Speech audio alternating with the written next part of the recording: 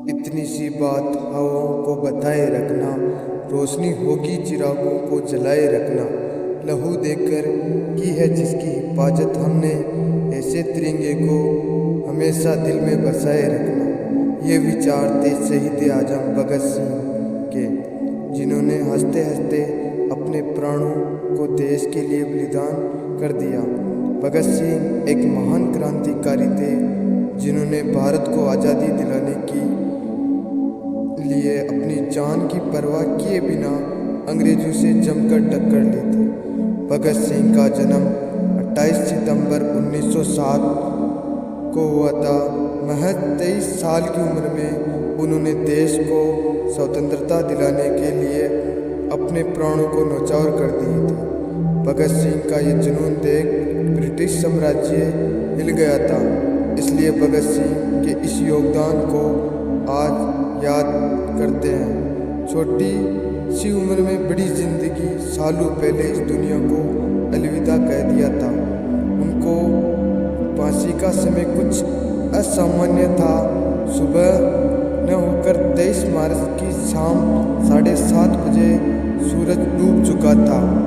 लाहौर की chief superintendent major PD Chopra एक 23 साल के चेहरे युवा और उसके 2 साथी चलते हुए फांसी के तख्ते की तरफ बढ़ रहे थे।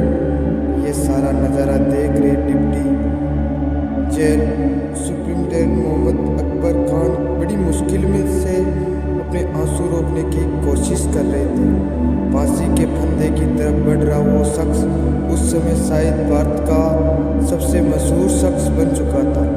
भगत सिंह के साथ साथ उनके 2 साथी सुखदेव, राजगुरु भी चल रहे थे। इन तीनों ने अंग्रेजों की जो सरकार से अनुरोध किया कि राजनीतिक कैदियों के उनके दर्जे को देखते हुए उन्हें साधारण अपराधियों की तरह फांसी न चढ़ाकर गोली मार दिया जाए, लेकिन अंग्रेज सरकार उनके इस अनुरोध को ठुकरा दिया।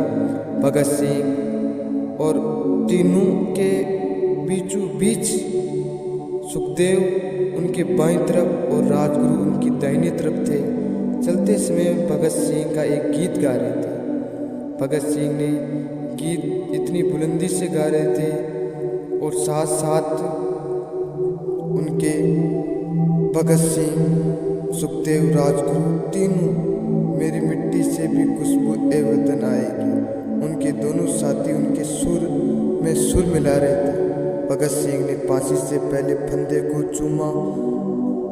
इस क्षण को महसूस करने के लिए भगत सिंह ने अपनी जिंदगी देश के लिए न्यौछावर कर दी थी, बल्कि उन्हीं इस क्षण को बाकायदा इंतजार किया था, उसकी योजना बनाई थी। फांसी के फंदे को उन्होंने खुद अपने गले में पहनाया था। भगत सिंह के बाद राजगुरु, सुखदेव गले में फांसी के फंदे को पहना दिए गए थे। उन्हें भी पहनाए जाने के पहले फंदे को चूमा था। उनके हाथ और पैर बांध दिए गए थे। जल्लाद ने पूछा था कि पहले कौन जाएगा। सुखदेव ने जवाब दिया, मैं सबसे पहले जाऊंगा।